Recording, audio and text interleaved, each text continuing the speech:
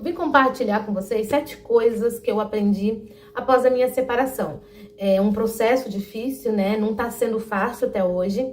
Já fazem quase um ano já que eu estou separada e até hoje, quase 20 anos de relacionamento. Então, não está sendo fácil, mas está sendo um aprendizado todos os dias, uma redescoberta por mim mesma, de mim mesma, tá? Acho que todo mundo casa pra casar, pra não se separar. Faz 6 meses que ele foi embora, que ele tá morando longe. Então, durante esses 6 meses, tem sido um processo muito grande na minha vida.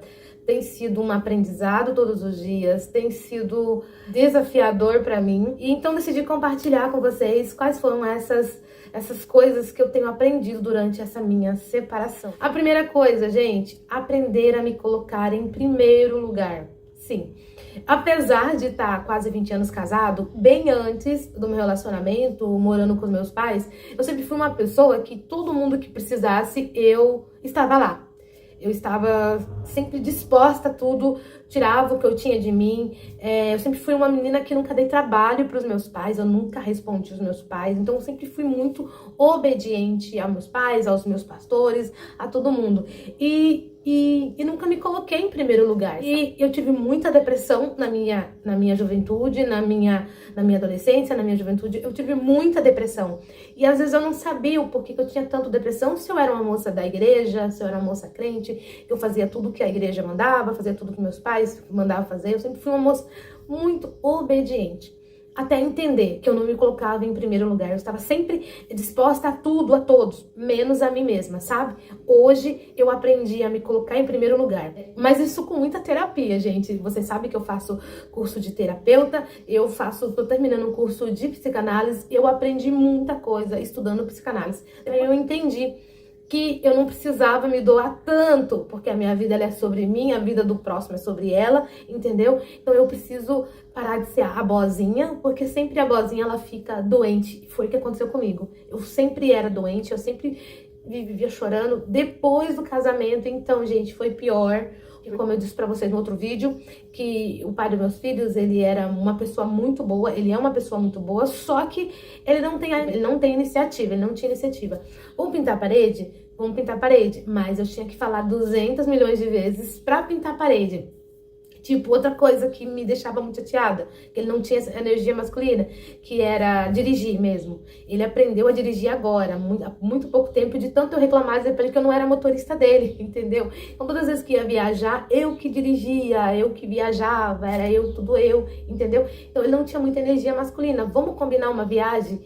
Vamos combinar. Então, a gente vai combinar uma viagem. Então, vamos combinar uma viagem. E aí, eu ficava esperando essa bendita viagem, e essa viagem nunca era combinada. Então, eu nunca me colocava em primeiro lugar. Aí depois veio os filhos. Aí mesmo assim eu ficava cuidando dos meus pais. Meus pais, né, deram um pouquinho de trabalho. Aí eu ficava cuidando dos meus pais. Aí eu tinha meu marido pra cuidar. Eu tinha meus filhos pra cuidar. E eu sempre estava em último lugar, gente. Eu sempre estava... E quando depois meu filho faleceu, também eu teve um filho que faleceu. E aí quando eu deitava na cama, eu tinha crise de choro. O meu corpo tremia muito, eu tinha muita dor, eu tinha muita febre. E eu não sabia o porquê que eu tinha tanta febre no corpo, sabe, assim, à noite. E aí eu descobri hoje na psicanálise que o corpo da gente sempre vai dar sinais de alguma forma. E eu tomava muito remédio, eu tomava muito dipirona de noite, porque eu tinha muita febre. Eu tinha muita febre no corpo, o meu corpo tremia muito, muito, muito, e eu não sabia. Hoje não, gente. Hoje eu tinha dor nas pernas, mas era dor assim que depois que eu acordava, aquela dor saía. Era mais à noite mesmo, quando o meu corpo relaxava, eu via que eu precisava, até eu começar a fazer psicanálise, também fazer terapia, e aí eu entendi que era só o meu corpo respondendo, estava aguentando mais. Tá? Hoje eu não tenho mais dores no corpo, febre, não tenho mais nada, gente, mais nada. Porque a primeira coisa, eu cuido de mim, eu acordo, faço skincare, eu faço maquiagem, eu me ajeito, eu me cuido. Depois eu vou pra casa, eu ajeito tudo, nem passar roupa. Antigamente eu passava roupa, não guardava roupa sem passar. Hoje não, hoje eu tiro do varal, já dobro, já guardo. Depois eu passo, quando der certo eu passo pra sair. E é assim. Antigamente eu ficava muito focada, muito em casa, em marido, em mãe, em pai, em problema dos outros, resolver o problema dos outros, enquanto os meus estavam ali. Aliás, eu nunca tive problema. Eu acho assim que eu não tenho problema. Então eu não tenho porquê ficar carregando o problema dos outros, né? A segunda coisa que eu aprendi, gente, é autoconhecimento é essencial. Como eu falei pra vocês, né? Se eu também não tivesse dado autoconhecimento, se eu não lesse, entendesse um pouco sobre a vida, eu ia continuar carregando o peso das pessoas nas minhas costas. Entender que cada um é cada um vive a vida do jeito que quiser, cada um só está colhendo aquilo que plantou. Entendeu? Cada um escolhe aquilo que plantou e tá tudo certo. Mas isso, para entender isso, eu tive que ter muito autoconhecimento, estudar muito, ler muito, para poder entender isso, sabe? Poder largar a mão das pessoas e cada um viver a sua vida. Quando eu me separei, que eu percebi que as pessoas não estão nem aí para mim, foi a hora que eu também lá abandonei, tirei a mão também e deixei cada um se virar a sua vida. É muito raro hoje em dia as pessoas falarem da vida deles. Eu tinha conselho pra todo mundo, gente. Como eu sempre fui assim de estudar, sempre fui quando eu era da igreja, eu sempre fui uma menina de me dedicar mesmo à igreja. Depois que eu comecei a estudar mesmo, me dedicar, então eu tinha, quando acontecia qualquer coisa na vida de todo mundo corria até mim. Mas aí eu percebi que quando eu precisei várias vezes, ninguém veio até mim, sabe? Ninguém veio me abraçar, ninguém veio me perguntar se eu estava precisando de um abraço, como eu já falei no outro vídeo. Se eu estava precisando de um abraço. Então, a Bíblia fala que conhecereis a verdade vos libertará. Gente, eu acredito que é um pouco do autoconhecimento, sabe? Quando você estuda autoconhecimento, você consegue deixar a vida um pouco mais leve, os problemas um pouco mais leve. Por quê? O autoconhecimento é assim, o que eu tenho aprendido, eu comigo mesmo tenho aprendido assim. Paro pra pensar sobre o autoconhecimento, pra mim autoconhecimento é assim, por que que isso tá doendo? Tá doendo aqui? Mas por que que isso tá doendo? O que que eu fiz? O que que acontece? O que que tá doendo aqui? Então, eu tirei muitas carga pesada da minha vida por isso, sabe? Disse, não, isso aqui não é minha carga, é a carga da pessoa. Ela que pega a escolha dela, ela que pega a carga dela e ela que carrega. O autoconhecimento é bom por isso. Eu, muito tempo atrás, tentando me separar, tentando me desvencilhar do pai dos meus filhos. E vai ficar um pouco longo esse vídeo, tá, gente? Eu tentando me separar, tentando viver minha vida e eu não conseguia porque eu tinha dó dele, eu tinha medo ai, já aconteceu alguma coisa, ai, as pessoas vão falar, as pessoas vão...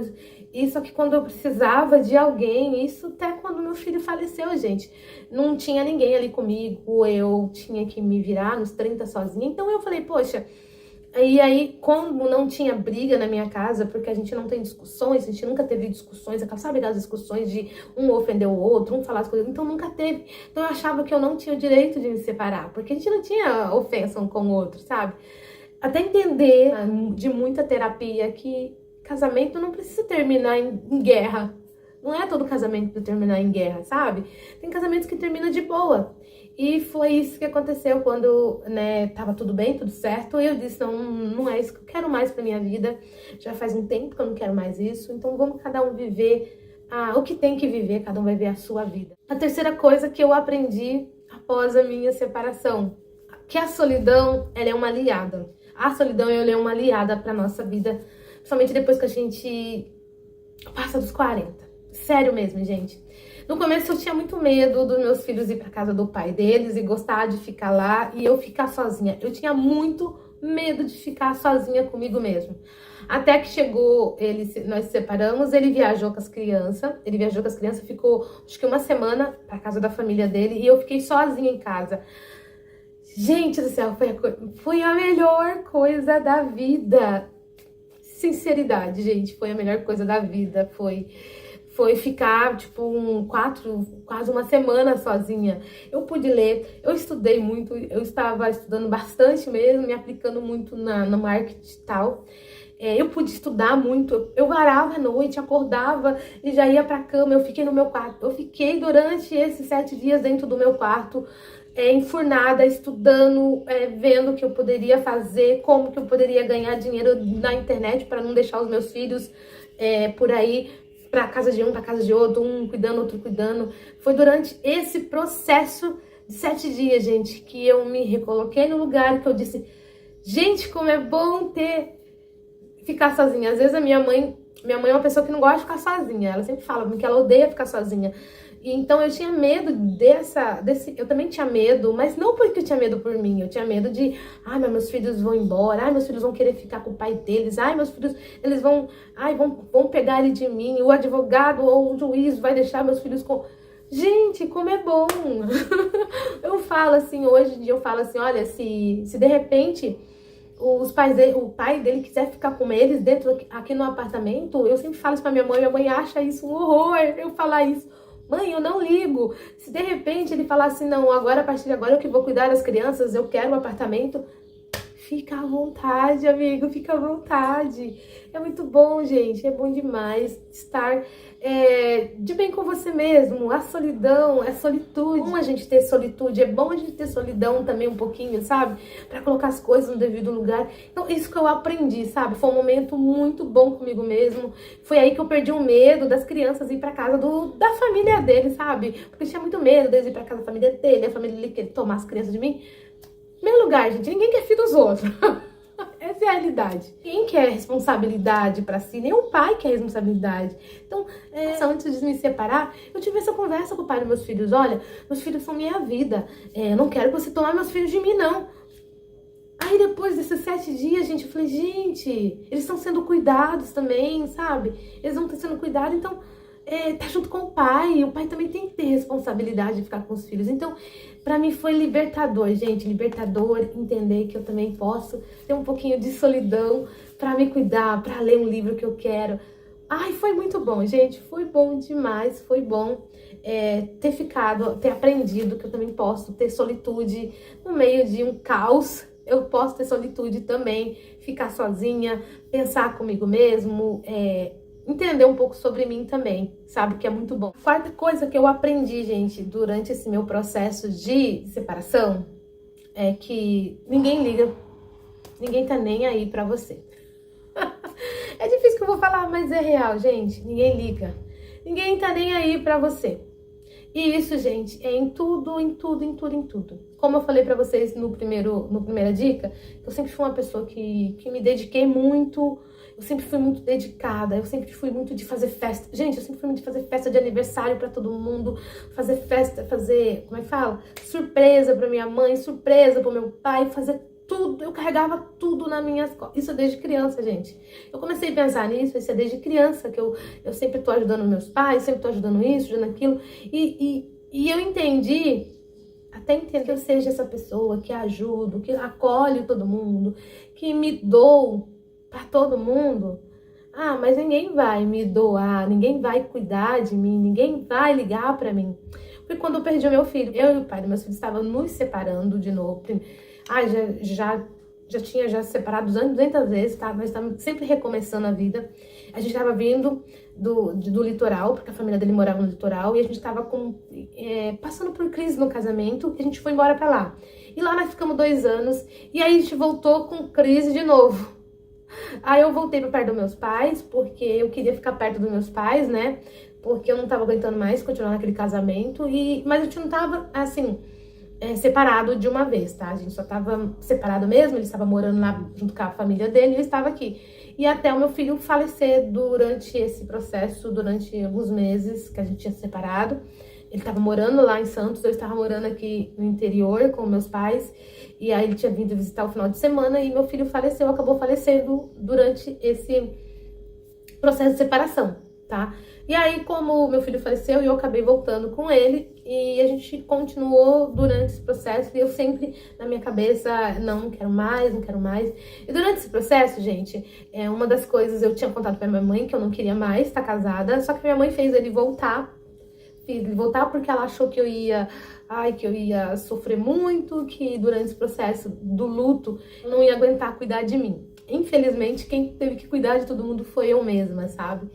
E durante esse processo do meu luto, eu não podia chorar dentro da minha casa. Porque meu pai perdeu a mãe dele já há muito tempo, eu morava no fundo da casa dos meus pais, e meu pai não gostava de me ver chorando, então ele nem se importou com viver o luto, entendeu?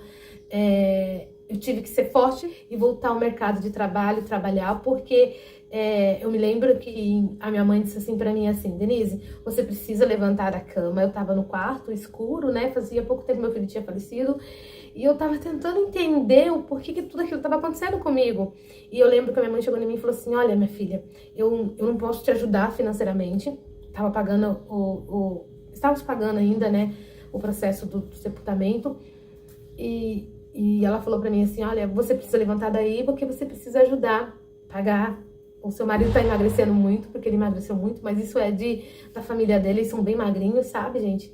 Ele tava emagrecendo muito, ele tava se acabando. E minha mãe disse pra mim assim, olha, você precisa levantar daí e ajudar seu marido pra pagar o enterro do seu filho. Na mesma hora que ela falou aquilo pra mim, ela falou assim, eu não tenho dinheiro pra nada, seu pai não tá trabalhando, ninguém vai ajudar vocês, então você precisa levantar daí. Isso, gente, tinha 30 dias que meu filho tinha falecido, então, e aí eu entendi que eu precisava levantar, trabalhar e pagar o enterro do meu filho. Fui em busca de um emprego, um mês depois eu tava trabalhando, e eu trabalhei, depois de lá eu já pagamos todos, né, todo o nosso processo do sepultamento, pagamos tudo, depois a gente já comprou o apartamento e fui trabalhando também, eu trabalhava muito, gente, eu trabalhava muito, eu não parava em casa de tanto que eu trabalhava para poder esquecer tudo aquilo, e durante esse processo eu percebi que as pessoas não estavam nem aí, sabe? Teve dias eu falava assim pra minha mãe, eu não tô aguentando mais trabalhar, eu preciso ficar em casa um tempo. E logo depois eu fiquei grávida da Helena, né? E eu dizia pra minha mãe, eu preciso ficar um tempo em casa, né? Me cuidando. E ela dizia assim, mas quem que vai ajudar seu marido? Mas quem que é isso? Quem vai fazer aquilo, sabe?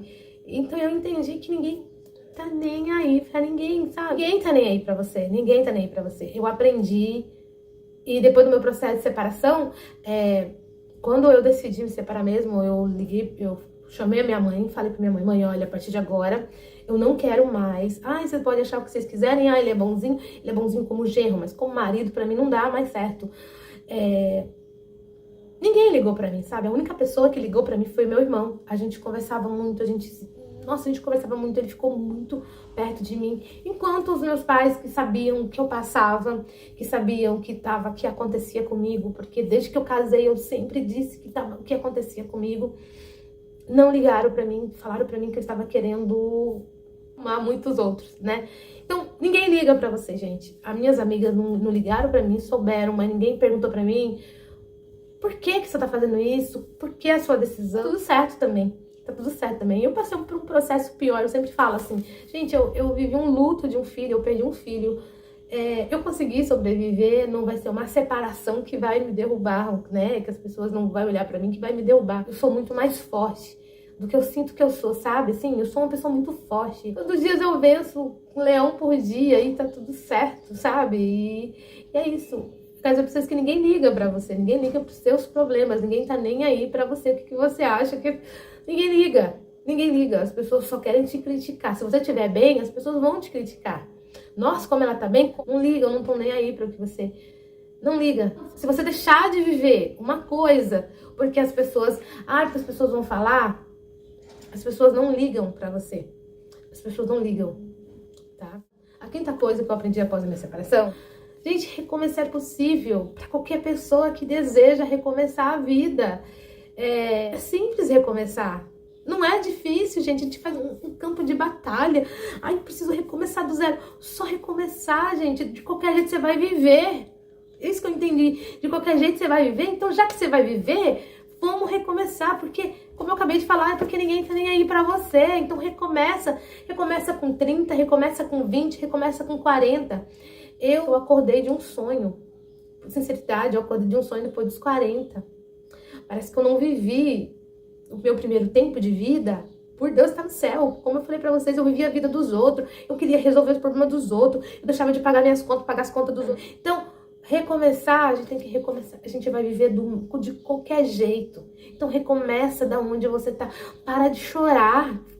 Eu sempre falo isso pra mim, às vezes eu tenho vontade de chorar, para de chorar. Chora, pode até chorar, chora um pouco, lava o rosto, faz um skincare e volta a viver. E volta a viver, porque ninguém tá nem aí pra você, ninguém tá nem aí pra você. Levanta de onde você está e vai viver.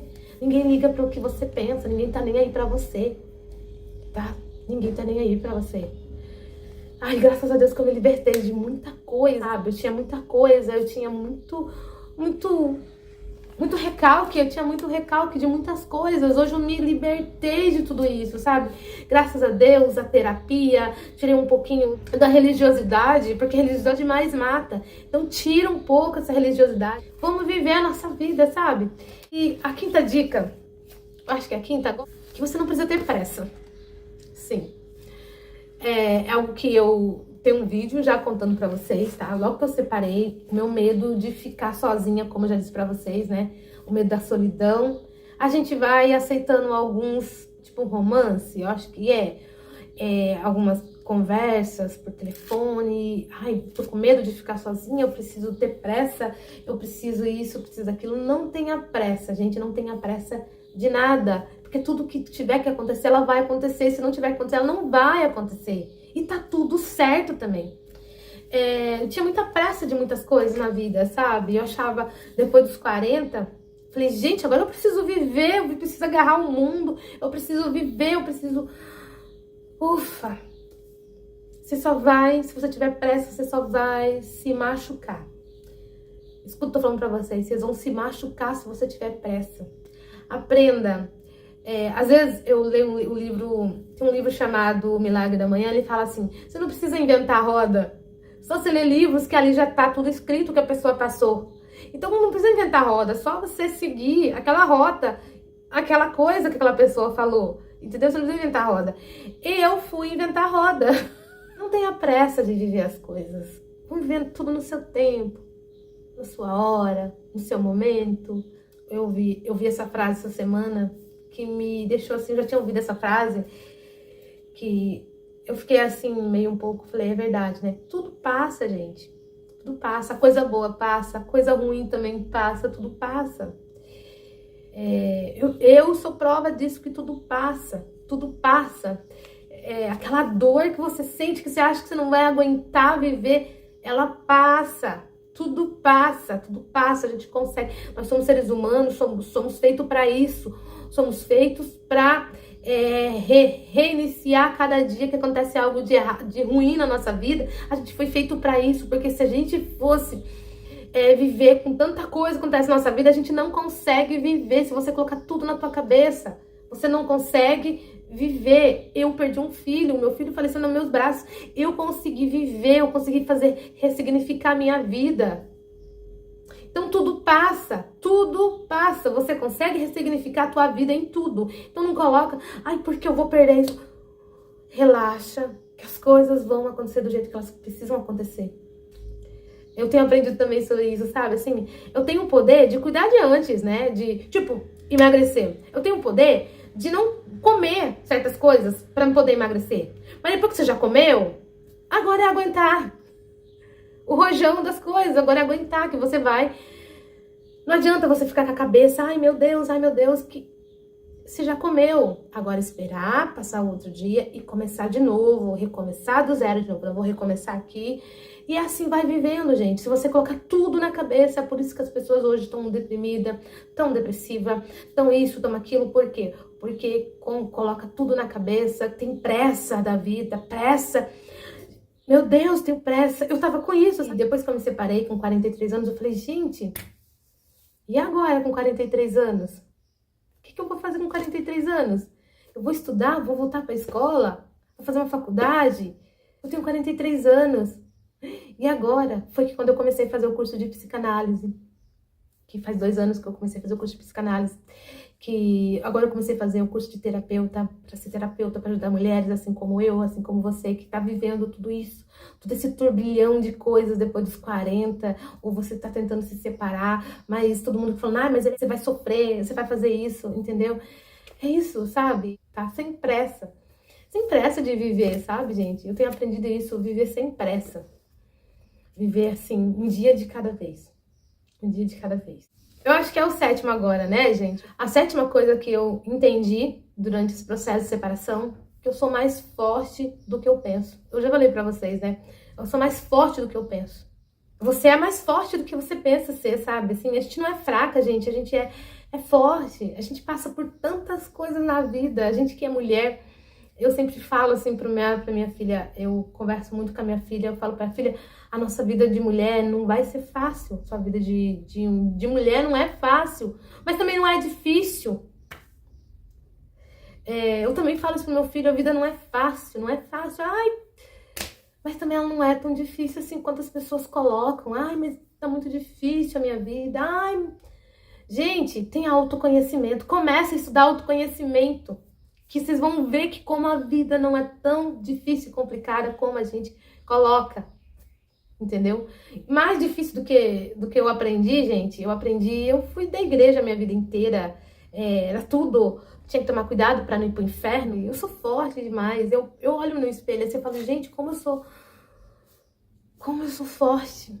Sério, não tô me sentindo, ai, ela se sente, não, eu sou forte, sabe, gente, eu vivi muitas coisas na minha vida, e ainda eu consigo sorrir, eu consigo ser feliz, eu consigo estar presente com os meus filhos, eu ressignifico a vida todos os dias, eu acordo, vou lá e ressignifico a vida.